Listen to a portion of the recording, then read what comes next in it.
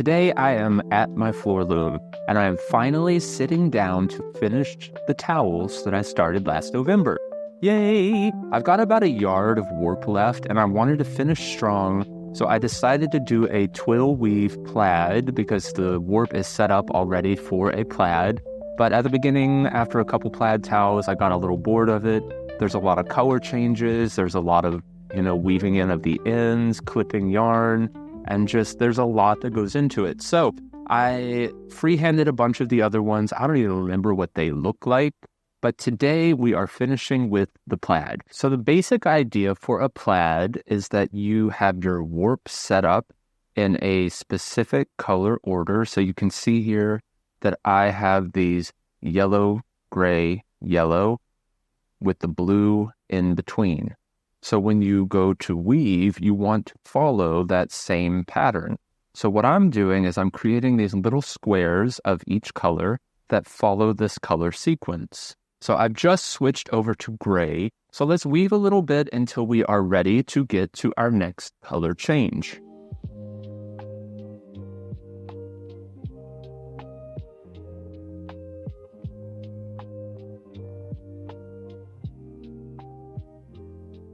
All right, we have come to the end of the gray bobbin. So I'm going to show you how I get rid of this color, clip the yarn, and bring in a new color. So my last shaft that I opened was a 4. So no, it was not. The last shaft that I opened was a shaft 1. So what I'm going to do is open the first shaft again. And then over here, I've got something called a floating selvage. I'm going to go over that selvage to catch it, and then I'm going to come out straight through some of the warp. And I'm going to pull that in, and then I'm going to beat it down and clip my yarn. So it does lock it in place. Whoops, I just snagged that. Let's fix it. So it locks it in place, and it does leave a little bit of a visual of a double yarn, but there's no getting around that. So I am now going to advance my warp. So I have a pedal on here that controls the tension. So I'm going to release that pedal by pushing it down. And then, sorry for the noise, I'm going to crank it forward. And I'm going to stop about an inch away from my warp beam. Then I'm going to, without holding the pedal, I'm going to crank it one more time. And that will tighten up all of these warp threads. Next color I need is gold. So I want to talk a little bit about this shuttle because it is awful. This shuttle is awful. And why is it awful? Because it's heavy, it's made of plastic, and it's 3D printed. So that doesn't necessarily mean it's bad. It works really well for my rigid heddle loom, but what I've found on my floor loom is that every so often, and I mean pretty often, this little part will go under some warp threads that it's not supposed to go under, and that will cause some errors in your weaving. And it also is very tricky to unweave something with this because when you go to try and put it in backwards, this side will pick up even more threads. So I found that with a looser tension on my floor loom, this seems to work better. It does not like to go along something that is tight, which kind of seems a little counterintuitive. But in my experience, I found that with these on a floor loom, that loosening your tension, it'll make it a lot easier. And this is the only time that I use this is when I need to have 3 color changes because it's very tedious to have to take out the bobbin and put it in another shuttle if I want to keep changing colors. I made this my shortest color change. I only need a small little square of yellow. So I'm going to show you a little bit about this, but let's take a look on how do you start a new color on a twill weave. So it's very similar to how you end a color. You just do it in reverse. So we need to be on, let's see what shaft we need to be. So we are on shaft 4. Now what I'm going to do is just kind of choose some threads here, and I'm going to go in, and I'm going to catch under my floating selvage. I am not going to close this shaft yet. I am going to go in again and do a weave. I'm going to pinch here so it doesn't come out, and then I'm going to beat down and change to shaft 3. And sometimes I have to go in here and hand manipulate it just a little bit to fix that tension, and then we are ready to weave. Of course, I start with a mistake, because why wouldn't I? Let me show you how to fix a mistake. So we have our floating salvage. We see that the last one went under there. So we're going to go under there, which means over here on this floating salvage, we are going to need to go over it. So I'm going to hold that down and shoot my shuttle through. I'm going to pull it out. I'm going to switch to the correct shaft. And then I'm going to continue weaving. So fixing mistakes can be really that simple. It's really not that hard. It does take a little bit of getting used to because you have to think, one step before what was the previous shaft that I used. So for me, that was pretty simple. I just didn't change from shaft 4 to 3 because I'm a moron. All right. And now we are on shaft 2. Here we go. We were not on shaft 2. So what is going on with me today? Why can I not do this? Why am I having so much trouble? I think it's because I'm trying to talk while I'm doing all of this, and that is just not working. Just when you think you got it, you don't. Okay, I got it. We are back on track. Shaft 1. All right, I'm going to do one more repeat of this, and then I'm going to take this really crappy bobbin off the loom. I have ended on a shaft 1, so I'm going to go over that selvage and out through here. I'm going to grab my scissors. I'm going to clip it. I'm going to beat it down, fix the tension if there's any issues. So that's really all there is to it. I'm going to continue in this way until I reach the end, and I will show you what I do at the very end before I cut all of these towels off of the loom. Okay, so it's been a few days since I filmed last, and my warp, there's maybe about 18 inches left, and the shafts they don't lift up anymore. So that means it's time to cut the warp, finally. So I couldn't find my big scissors. I just did a big cleanup in this room, and I don't know where I put my nice fabric cutting scissors, which I use to cut off big warps. So instead, we will be using these tiny little scissors that came with my embroidery machine. They're super sharp, and they're going to do the job perfectly. All right, so I'm going to leave maybe, 4 inches of warp. Here we go.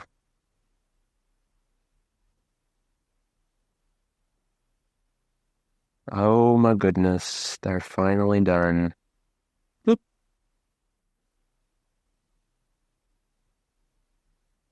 All right, now I'm gonna, let my back apron, rod, whatever, just fall.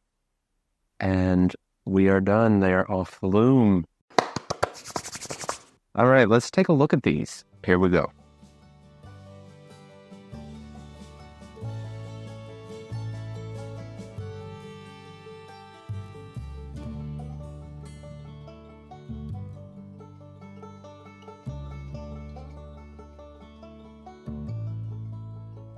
Okay, they are off. That's a lot of towels right there. Look at this.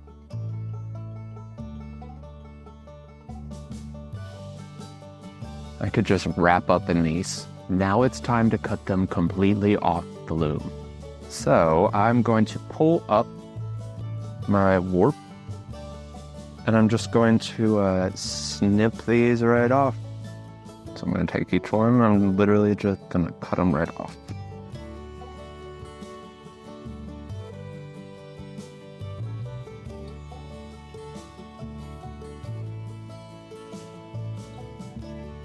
And we're done. Before I cut the towels apart, I'm going to sew them up. And so I'm probably just going to use some embroidery thread that I have in this very messy drawer. So I'm going to look for a color that will match kind of closely to the towels. I like this one, but I think it's a little too saturated. Maybe this one would work. I think that'll work.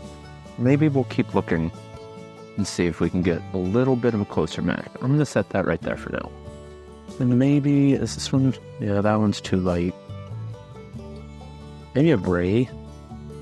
Actually, yeah, I think the gray might work the best. I think we're going to do gray. Let's change the thread here. So I guess I should turn this on. Well, why is it not turning on? I guess it needs to be plugged in, huh? This always scares me. Every time it does this, you turn it on, you touch the screen, and then it makes all these crazy noises. So, yeah. Let's lift this presser foot, okay, and then pull out this. Stick this back into the dungeon.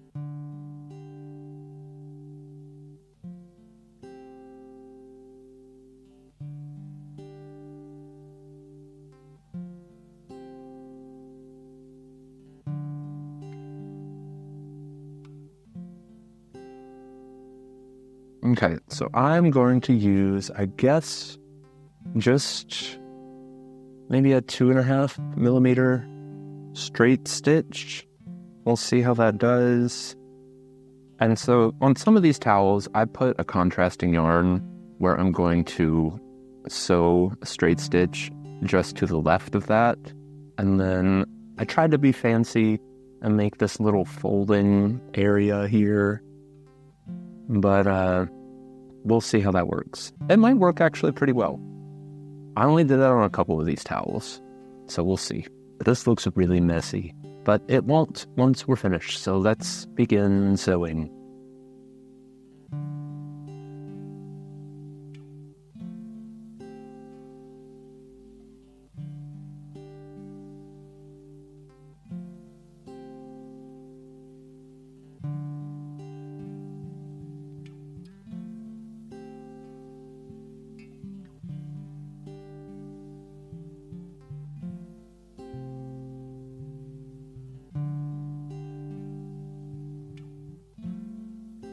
Then I love the automatic thread cutting on this machine.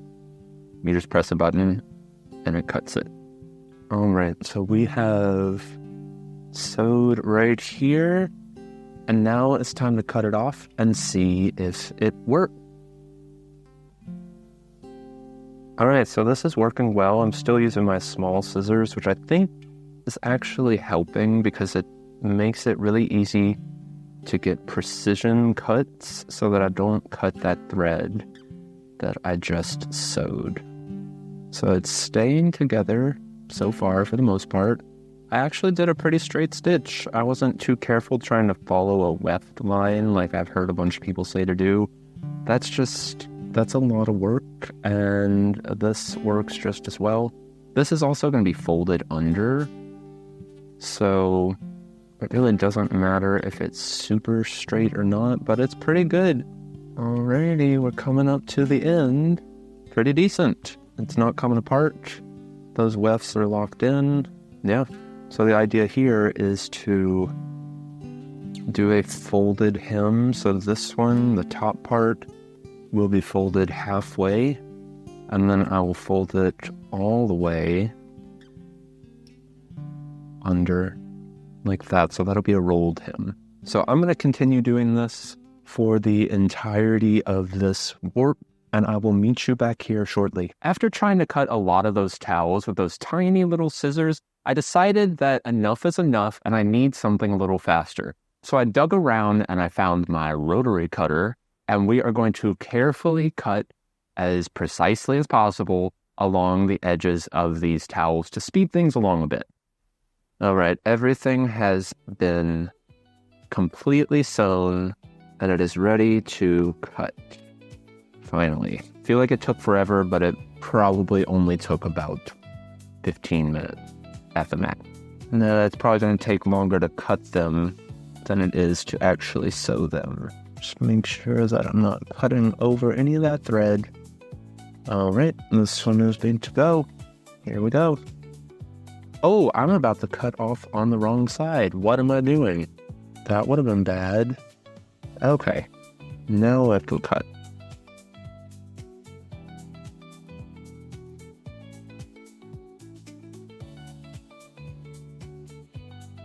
Alright, that one's done. This one is long. Well, not too bad. Alright, there's the line. Hang on. Oh, okay. Well, I've got to go back to the drawing board. And by the drawing board, I mean the sewing machine. I only put in one line of stitching here, and I need to have two. Did I do that anywhere else? Nope, I've got two there. I guess it's just this one. Okay, come on, let's go. You're coming with me. Okay. Thought I was done, but I'm not. Let's find where I need to stitch. Alright, so right there. Let me fold this up. I'm going to put in a line of stitching right there.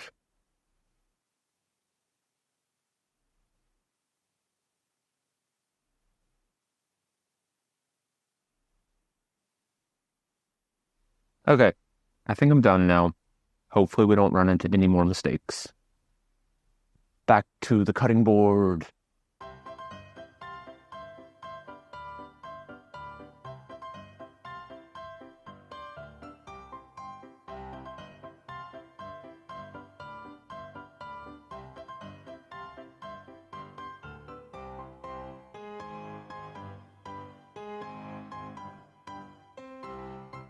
Okay, let's take a look and see how many towels we got.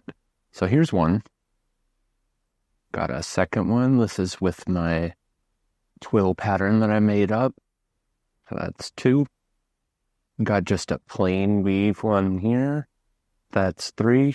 Another made up pattern. This one is really long. That makes four. Another made up pattern. Oh, I like this one. That's five. Got six here. This one's got some heavyweight fingering yarn instead of the 8-2 cotton. And I've lost count already. What were we on? All right, 7. This is my plaid again. Ooh. And yarn everywhere. And then 8. All right, so they look a little wonky at the moment, but they need to be hemmed, and then they need to be washed, and then I need to clip all the ends. And I will be back here to show you how I hem. Maybe. Okay, I am ready to hem my first towel. So I'm going to use this Heat and Bond soft stretch. It is kind of like a safety measure. It makes it really easy to keep the hem in place when I go to put it on my sewing machine. And I bought the 5/8 of an inch. And I think that should be okay. So we're going to give it a try, and we're going to see how this works. I did this on my last set of towels, and it worked pretty well, and they haven't come apart. I am going to go over them with the sewing machine, like I said, but it's an extra step that makes it a lot simpler when you get to your sewing machine. Here we are. I'm going to cut off a piece that measures about the size of my towel. And then this part is always frustrating because, oh, well, it came right off this time. So I'm going to lay it down. And for this first section, I'm going to fold it over onto itself because this is a rolled hem. So let's give this a try. I'm going to fold it down only halfway. And line up these colors. All right, working well so far. All right.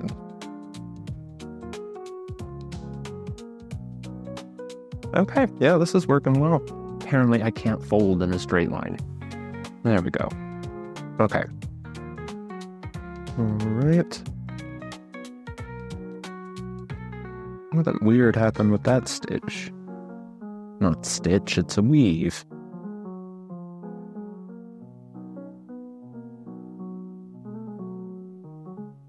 Alright, so it's not the cleanest, but it got the job done. Plus, this is going to be folded over again anyway, so that's okay.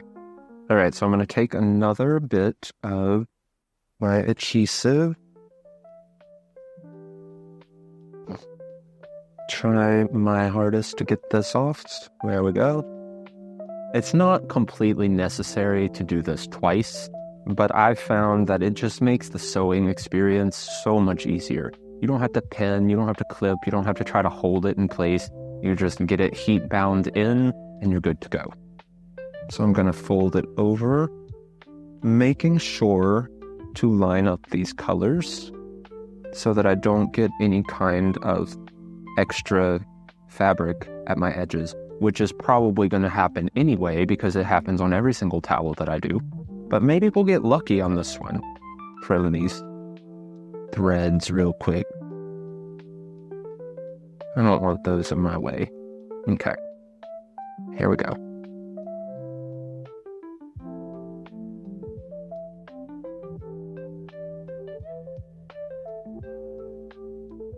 Trim up these last threads and we are good to go. This is working perfectly. It looks beautiful.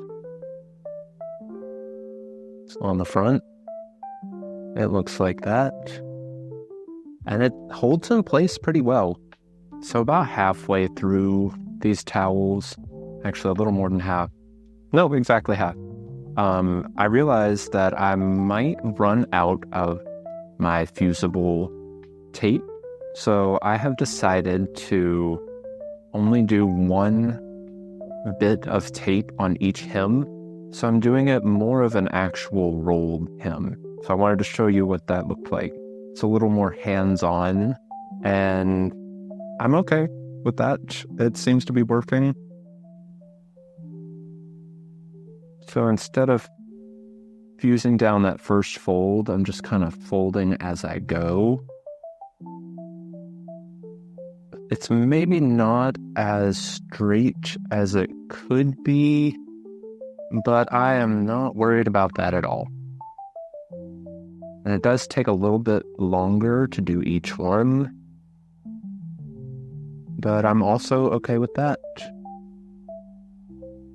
All right, so this one, as you can see, did not turn out that well.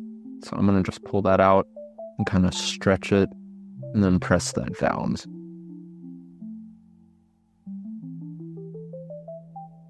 All right. So it looks about the same. It's maybe a little uneven, but it's fine. So I'm going to do the other side. This one, this is going to be fun because if you look, I did not leave myself any kind of guide on how to fold. So I guess I'm going to just have to choose this one and fold it down to there.